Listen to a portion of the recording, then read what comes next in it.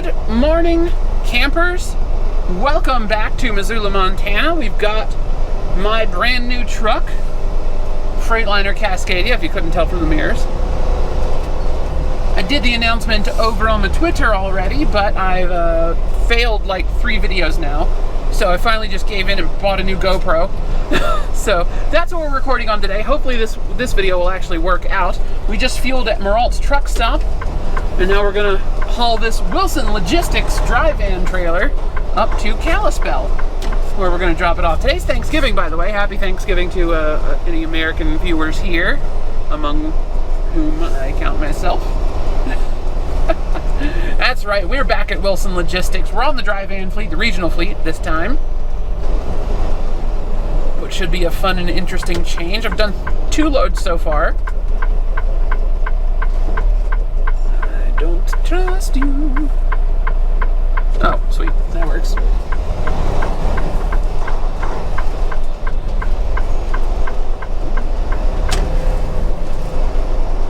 And missed the curb.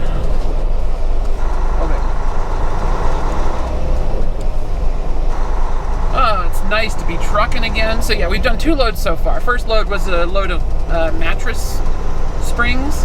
Well, bedding components is what they called it, but it came from a wire factory, so I'm pretty sure it was mostly like spring things.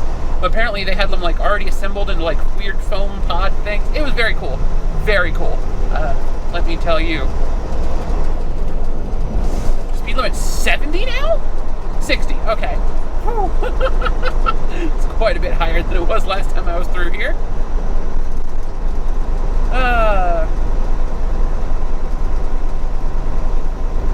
Yeah, this is US Highway 93 northbound.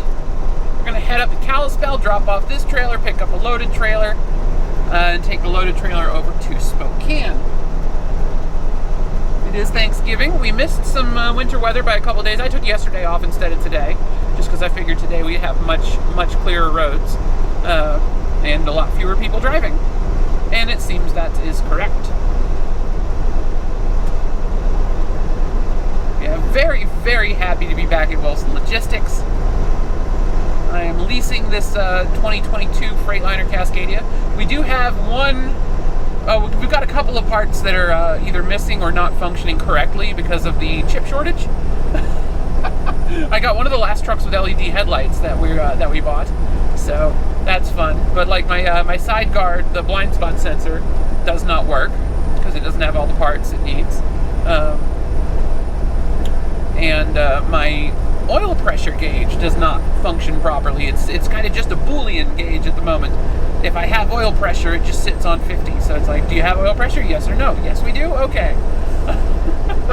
So thankfully, the truck knows what the oil pressure is in the engine. Like, the truck knows, it has that data. So if we start to lose oil pressure, or if we have an overpressure, the truck will give us warnings and tell us to pull over. Otherwise, we just need to be really, really, really good about checking the oil every single day and checking for leaks and whatnot in that whole system. Because all we have for oil pressure is a yes or a no. Which is delightful. Delightful. But yeah, apparently the part of the control module that handles the instrument cluster is bad. So they're ordering a new one, but there's none in the United States right now. So, at least none available.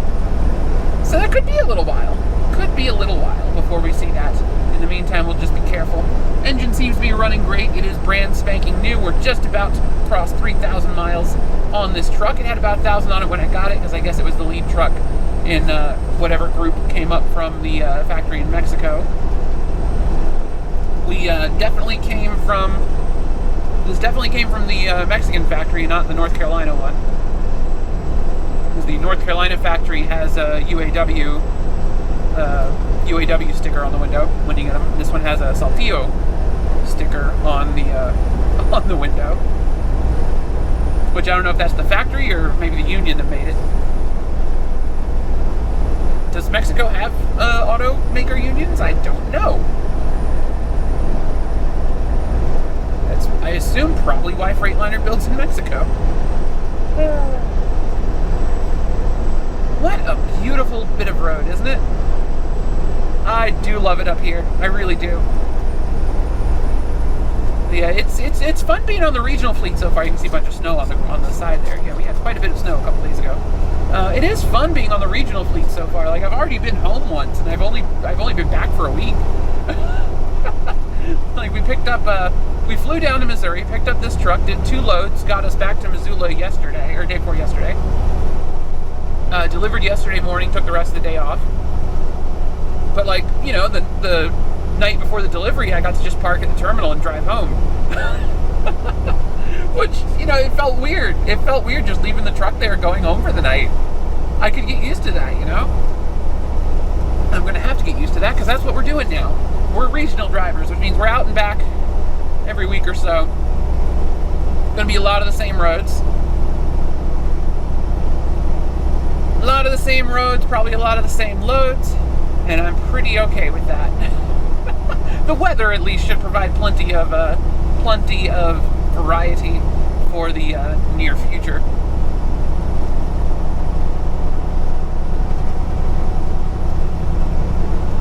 I think that's a safe claim to make. Alright, so yeah, we're almost up to the casino.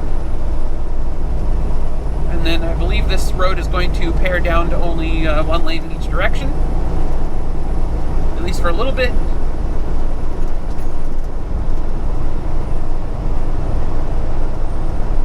Yeah, we're heading up to, this pickup is just on the far side of Kalispell. So we'll go up to Kalispell, we'll go around on the bypass road. Pick up our load, head back this way. What's the town up here? Polson, I think it is. There's a road we can take from Polson to Highway 200, and then from Highway 200 there's another road we can take down to St. Regis and pick up I-90 from there and head west. Because we don't really want to take 200. And I'd love to take Highway 200 all the way into Idaho, and then pick up I guess US Highway 2 to get down to Spokane. That would be awesome. But I just really don't want to waste my entire day doing that. We've only got like 400 total miles on this trip. Probably less than that. Almost surely less than that. So I should be able to just knock it all out today. Pick up the trailer, take it to Spokane, drop it off, sleep at the Wilson Logistics Terminal there in town.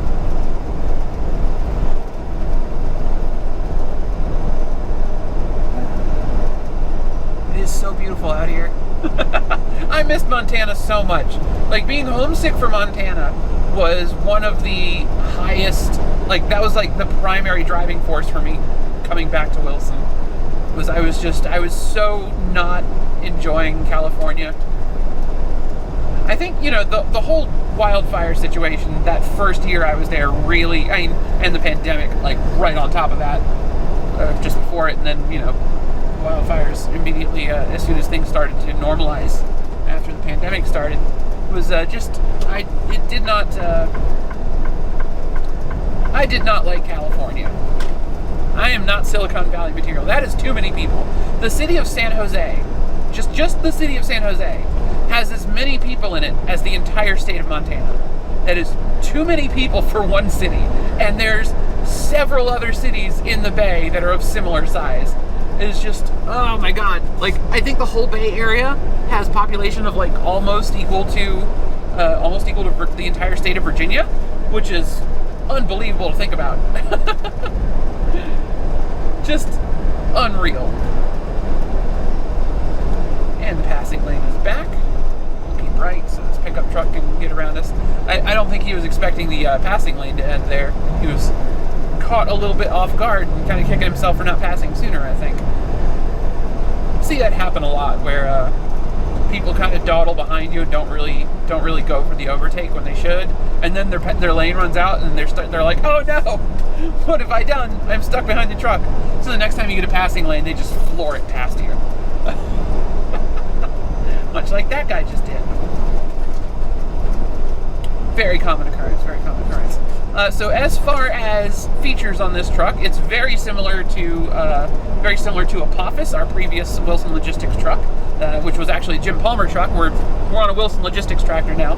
The Jim Palmer fleet has largely been just kind of there's still a couple of trucks in the fleet, I think, with Jim Palmer paint schemes, but for the most part, it's all Wilson Logistics now, which is pretty cool. Pretty cool. All one unified family of trucks. They still got Jim Palmer trailers for the for practicing for CDLs in Missoula, which is super cool. Sorry, guy. You're stuck behind me now. It's okay, we'll get a climbing lane not too far ahead. Oh, they built a wildlife overpass up here. That's delightful. Those are cool. Those are seriously cool. A lot of people don't think they work, but they work wonderfully. The one on I-80 near between Wells and Wendover has cut down on deer strikes on that road to like a ridiculous extent. They really work well, and it's like the thing I hear from a lot of truck drivers, like, well, how do the deer know to use them? Which is hilarious. The concept of like you have to imagine the deer thinking about it, and it's like, oh, truck speed limit 65 now. Cool, we'll turn it up to 65 here. And it's not that the deer see like a sign or something that says go across the bridge. It's that the deer are looking for the easiest way across the road. And there's fences for like a couple miles in either direction of the bridge that kind of funnel the animals toward the bridge. But also, they don't want to run across the road. They don't like roads. Roads feel weird on animal hooves and stuff. And, you know, the cars are scary. So they're going to take the easiest path across the road. And the easiest path across the road is that bridge. It's not a matter of teaching the deer one thing or another. I think there's like a wildlife underpass there as well. You don't have to teach the deer anything. The deer just do it. They're smart enough to not cross the road when they don't need to. Like the whole idea for wildlife overpasses came from people doing studies on where deer strikes were more likely to happen, and they realized that deer were a lot of times using median crossovers in heavily wooded areas. Like you'd have like a little trail through the median for emergency vehicles and police to turn around and run radar and whatnot, and the deer would go through that and then get hit. So it's like, well, if the deer are already going for this easy path, we can make something easier that they'll use. And that's the concept behind the wildlife bridge, and they work beautifully. They work great. It's awesome. Deer just do the thing. It's a little gloomy today, very cloudy. I don't even have my sunglasses on. I've just been talking for like 20 minutes straight. The whole point of, like, one of the main points of getting the GoPro again, getting back to recording with GoPros, was that I could edit it super easily, but I think this entire little video is just going to be one solid clip. So yeah, once we get this video up, we'll have that one posted. This will kind of be the intro, like, hey, what are we doing now? We're back at not Jim Palmer. We're back at Wilson Logistics, releasing a Cascadia, doing the cool things. Let's bring our speed down a little bit here. Now, is that going to stop at 65? No, it's not. Ooh, interesting. Alright, so let's cancel the cruise control and now re-engage the cruise control. There we go. Now that'll hold us at 65. As we are going slightly downhill. And I can just flick the engine brakes off when we get to the bottom and it will be good to go. So yeah, that is the one annoyance I had with this truck. And I was very vocal about how I felt about it, is they have locked out manual mode, so I can't put it in a straight up manual gear shifting format, which I used to prefer. I generally prefer for going down hills to have manual gear shifting. Though with Freightliner, their downhill control is much better than other trucks, so we'll make it work. We'll make it work. And also, this truck is a bit better than Apophis as far as managing the automatic gear changes at lower speeds and going downhill and whatnot.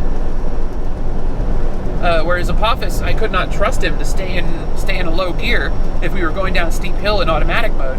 He'd kick it into like neutral or something, and we'd go rolling away.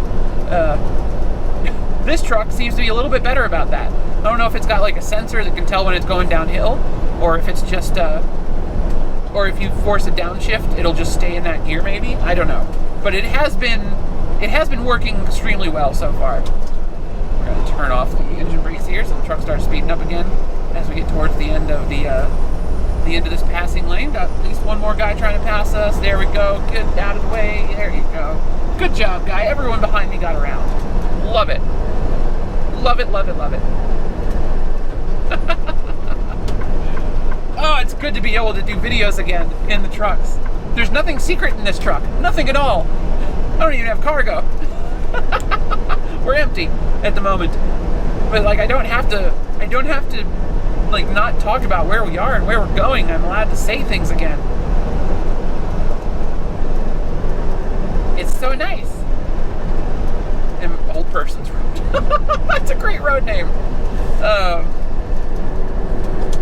Let's get light engine braking here. I have no idea how well this microphone is recording, by the way, because we are using we're using my old Rode Video Micro microphone, which is from the old GoPro, but it's plugged into the media expander thing for this new GoPro. It has a little gizmo that you attach to it, and it adds a pair of cold shoe mounts to the camera, as well as adds a 3.5 millimeter jack to the camera, and it has a built-in microphone as well, which is super cool. But it is pointing at the windshield, so I figured let's go with the Rode Video Micro, see how that goes, see how this video turns out, and then from there we'll decide how we want to keep going. Why is that? Alright. I really got to get back in the settings of my GPS, because it is oriented north up instead of following the truck, which is wild. Not what I wanted to be doing. I'll figure that out once we get up to the customer.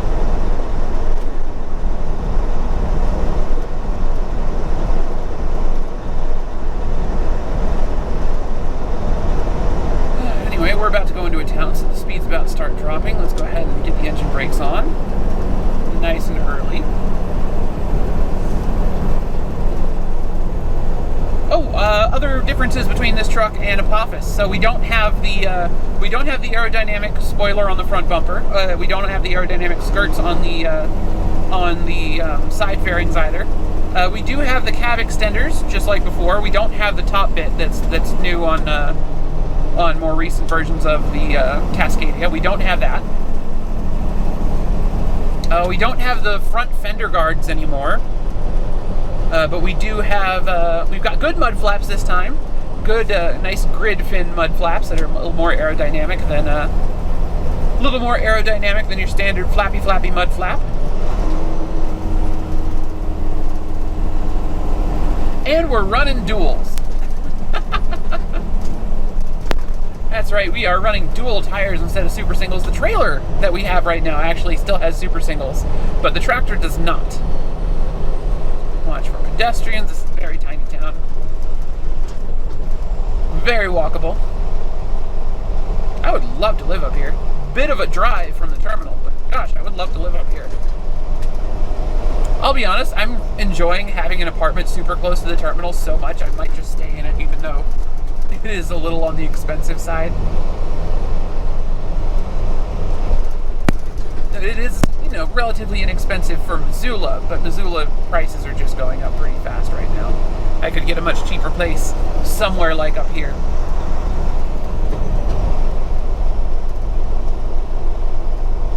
But that would be quite a commute. Quite a commute indeed. Alright. This car behind me gonna go around.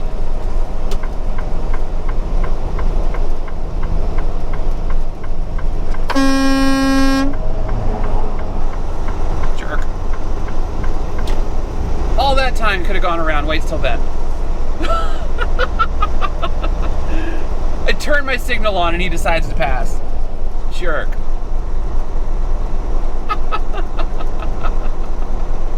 Alright, anyway, we're gonna keep going, get ourselves up to Kalispell and grab our next load.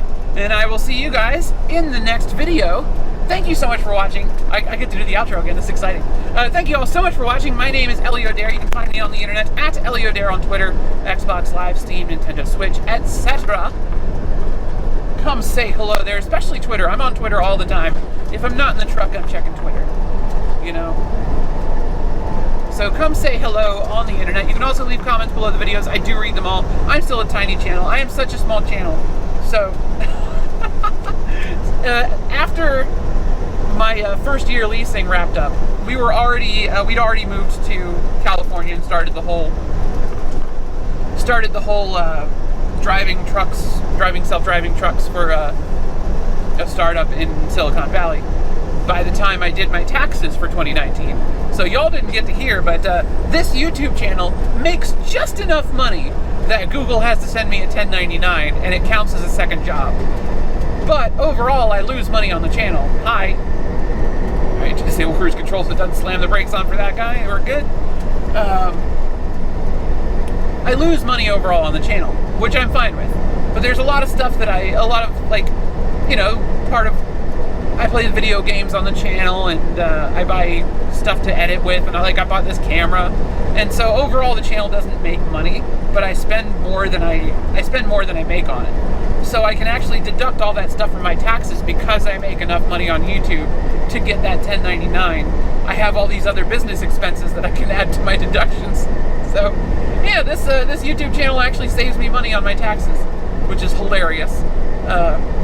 Yay, America. I don't think I was that close to that line on that particular buzzer. But the camera disagrees. Thank you all so much for watching, and have a great day. Bye!